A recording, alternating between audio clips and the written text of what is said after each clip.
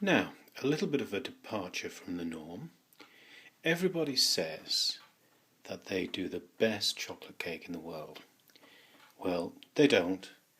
Our family recipe is the best in the world, and it comes from a catering college called Caulfield's, which was in Blackpool, and it was a renowned catering college. Its simplicity is amazing, and the mistake that most people make when they're doing chocolate cake is that they try and put far too much of this stuff in. Cocoa. They just absolutely call it death by chocolate. They put unbelievable amounts of chocolate in. You don't need it. What you need is just a nice light chocolate cake, a little bit of buttercream in the middle with peppermint and green food colouring, and mostly this stuff on the top.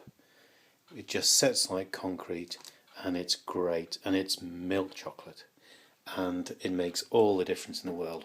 So all I'm going to do is mix up 6 ounces of margarine, 6 ounces of caster sugar, 3 eggs, 5 ounces of flour and 1 ounce of cocoa. Then we put it in 2 7-inch tins on gas number 5, 20 minutes. Okay, the filling we'll do in a little bit. Now all of this stuff is really primitive. I mean, this goes back to about 1974 or something like that, maybe earlier. Some of this stuff looks dirty, but it's not. It's actually just very, very old. And it works. I mean, Tupperware back from the 1970s is hilarious.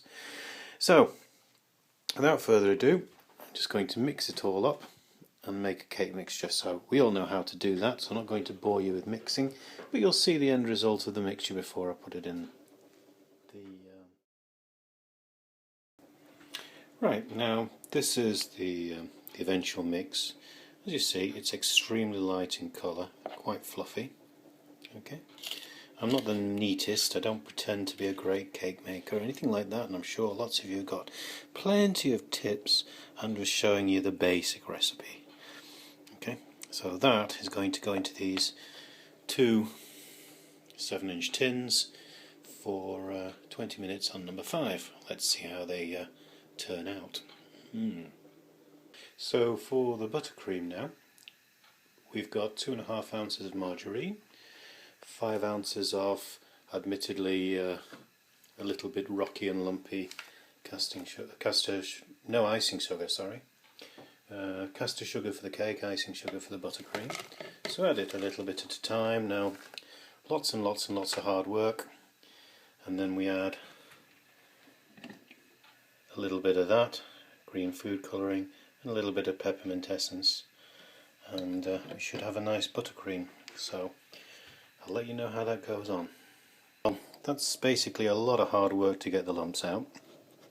The consistency is something like that. I've whipped the heck out of it, so it's almost like a mousse, which is how it should be, and we'll spread that on the cake later. Now so far it looks like a really, really basic cake, but I can't stress it's all about melting the chocolate and getting the chocolate right, because it sets like concrete and it's not too dark, and it's just absolutely unbelievable. Well, you'll see in a minute. Now, I'm guessing about this much chocolate, about, I don't know, rough guess, yeah, 1, 2, 3, about 6 ounces or so. If it's not enough, I can always put some more on. Straight into yon microwave. Now, primitive isn't the word, I understand, but that's the great thing about this cake. See, even the surface here is pretty lumpy, but it just doesn't matter, because just bake it really quick, it's really light, squash it all together, smother it in milk chocolate, and it's just absolutely fantastic. So I don't know if I can do this one-handed. I shouldn't really be touching it this soon out of the oven. I've got to let it rest, but I don't really care. And on it goes. There. Not Mr. Hygienic, I know. And chocolate next. Well, Microwave seems to have done its job. All we've got to do now is just spread it on. It'll take about 2 hours for the cake to freeze up.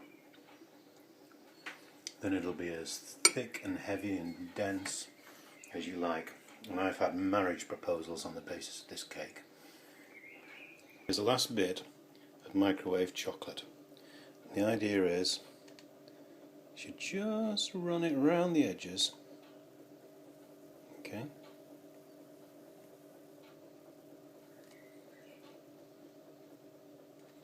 Like that.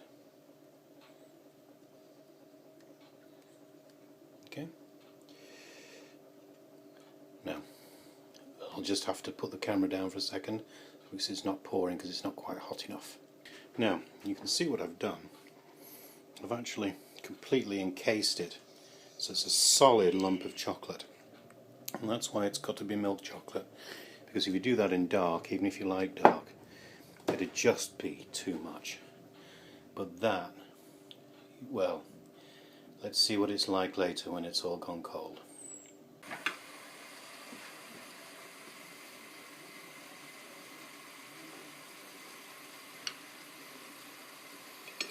See how it flakes off. Now, it's got to be very careful. It's still a little fresh. It's got to go rock solid. But the first cut can be made when it's a little gooey. And yes, just look at that.